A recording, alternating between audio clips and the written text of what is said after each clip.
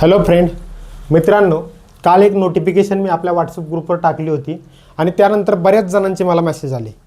कारण बऱ्याच जणांना समजत नाही की नोटिफिकेशन नक्की काय आहे. त्यामुळे बऱ्याच जणांचे मेसेज आहेत की सर, मी तर माझं नाव कॅपिटलमध्ये टाकलेलं आहे, सर माझी सिग्नेचर अशी आहे. याच्यावरती मी अगोदरच एक व्हिडिओ बनवली होती आणि तरी पण मला मेसेज यायला लागले खूप. आणि जर मेसेज येतात तर प्रत्येकाला रिप्लाय देण्यापेक्षा एक व्हिडिओ बनवू आपण, असं मी ठरवलं आणि ती व्हिडिओ आता बनवतो. ठीक आहे. यामध्ये त्यांनी सरळ सरळ सांगितलं, थोडक्यात सांगायचं झालं तर हा शब्द काय आहे बघा, हस्ताक्षर म्हणजे काय, सही. इथं सहीचा विषय आहे आपला आणि यामध्ये नावाचा वगैरे काहीही संबंध नाही. उगाच तुम्ही त्या नावाचं भांडवल केल्यासारखं केले. मला मेसेज येतोय, सर मी तर नाव कॅपिटलमध्ये टाकलं होतं, तिथं कॅपिटलमध्येच टाकायचं होतं, काही प्रॉब्लेम नाही. जी सही आहे ती मुलं अशी करतात.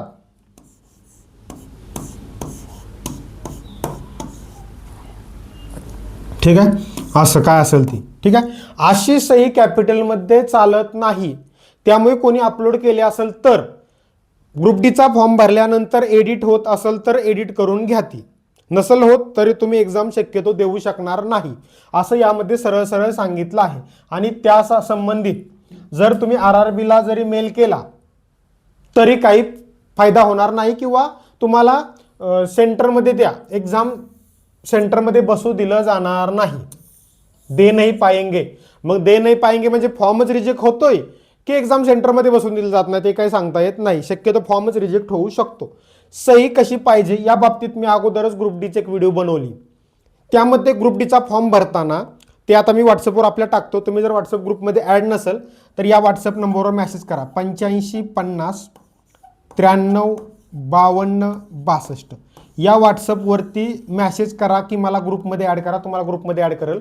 आपल्या यूट्यूबवर बी व्हिडिओ मी टाकलेली आहे, ती बघून घ्या की ज्यामध्ये फोटो कसा अपलोड करायचा लाईव्ह, सही कशी करायला पाहिजे, ह्या 2-4 गोष्टी मी त्यामध्ये स्पष्ट सांगितल्या होत्या. कारण फोटो अपलोड होत नाही, बऱ्याच जणांचा डाऊट होता किंवा सहीच्या बाबतीत होता, तर ह्या गोष्टी मी क्लिअर केल्या होत्या त्यामध्ये. तरी पण तुमचा मेसेज येतोय म्हणून ही नोटिफिकेशन मी सांगितली. आता या बाबतीत अजून क्लिअर सांगतो. जर व्हॉट्सअप ग्रुपमध्ये ॲड नसेल तर या व्हॉट्सअप नंबरवर मेसेज करा. त्यामध्ये आपली रेल्वेविषयी पूर्ण अपडेट येत राहते. आपली पुस्तक पण रेल्वेची आहेत, त्या बाबतीत पण काय तुम्हाला मेसेज असेल, डाऊट असेल तर विचारू शकता. ठीक आहे. आता यामध्ये फक्त लक्षात घ्या की तुमचं नाव कॅपिटल असेल वगैरे याचा काही संबंध नाही, फक्त सिग्नेचरची संबंध आहे, सहीची. आणि सही जी आहे ती तुमची अशा टाईपमध्ये नको किंवा असं P.D.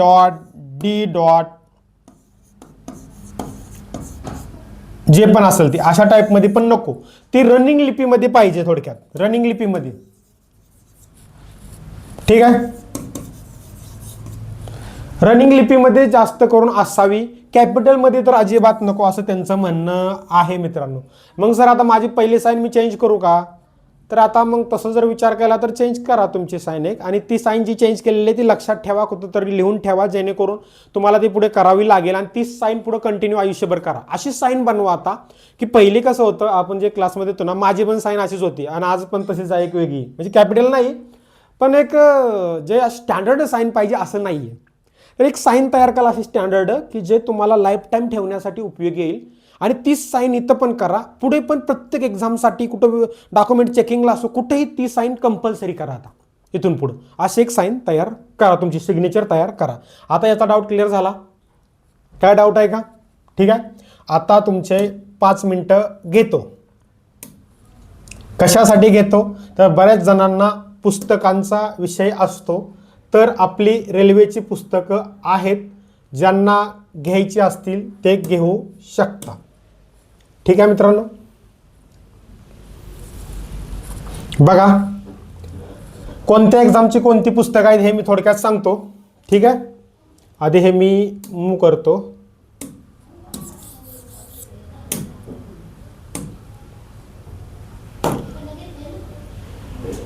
नको,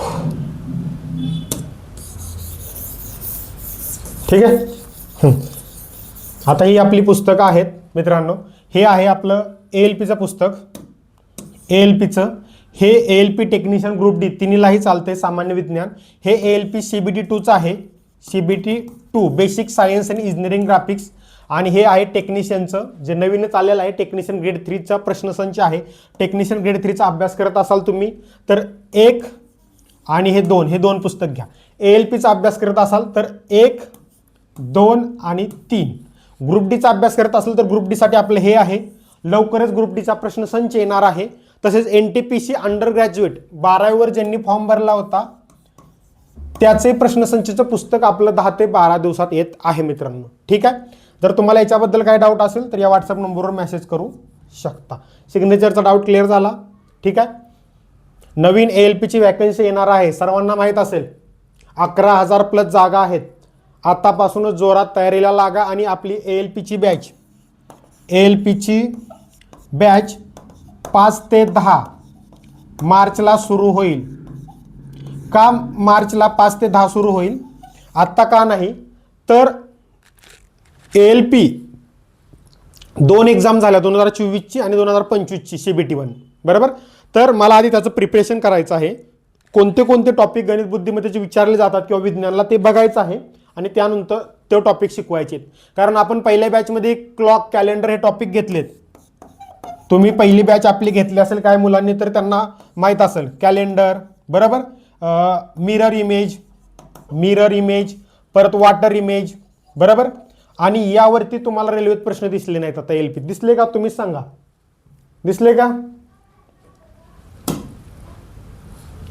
बरोबर. तुम्हाला यावर प्रश्न दिसले नाहीत, बरोबर.